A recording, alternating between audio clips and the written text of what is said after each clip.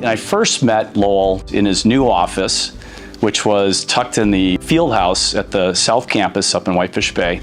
And I walked in to introduce myself to him, and he was sitting in there, hunched over the skate sharpening machine where he was making a buck-up pair of skates, doing his work.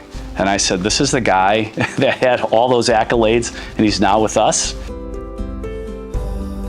Hockey was always something I enjoyed, but it became, under Mr. MacDonald, a passion. He was our first really serious coach. So he was the first really, really good coach that I ever had. He was extremely tough as a coach in a good way. He was a person that was very disciplined. As a coach, he was really, I think, probably trying to do what he did and how he was brought up and what made him a great NHL player. But he was working with a bunch of Bad News Bears who were some good hockey players, but really had never been coached like that. I was going up the ice and I saw a little seam between two defensemen, and I said, I can beat these guys, and I kind of zipped between the two of them, deked the goalie out, and scored a big goal against our rival Fondy to put us in the lead. And I was very pumped. Came back to the bench. Lowell gave me one of these, sat me down at the bench and said, that's not how we do it. Because if you want to play 1-against-4 hockey, there's another team waiting for you, but not this one. He had tons of teaching moments with us, and he never missed an opportunity to use those to try to just get his brand of hockey instilled on us. He had accomplished so much as a hockey player, and not just playing 13 years in the NHL and being an all-star.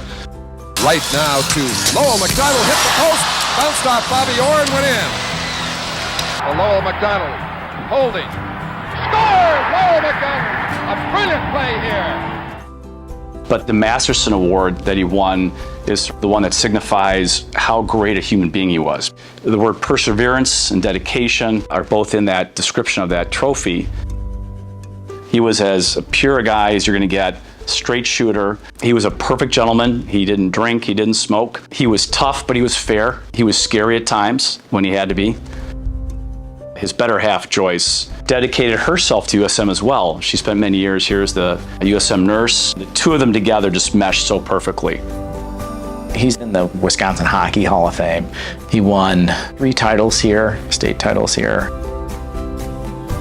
The best thing about him was how funny he was. He is probably as quoted as any Seinfeld amongst the people that I played hockey with. A lot of it was grandma related. He would say, like, you're slower than my grandmother, or, geez, I mean, my grandmother shoots better than you.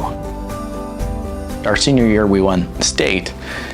He was very serious, very knowledgeable, but also he just sort of let us play. And I think that was one of the most wonderful things about him and his coaching style.